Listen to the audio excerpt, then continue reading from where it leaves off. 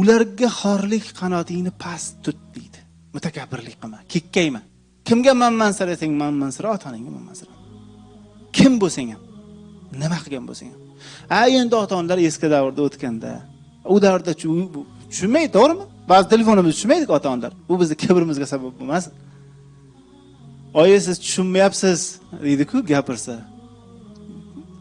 Oy, baraka topib ko'r deydi. Sen hech kim tushunmagan tilingni tushungan oyi. Bugun tushunmaydimi endi? Kichkinaligimizda qo'polgina qilib aytgan bo'lsa ham, ishtonimizni xo'lligini qayerdan tushunardi ota-ona?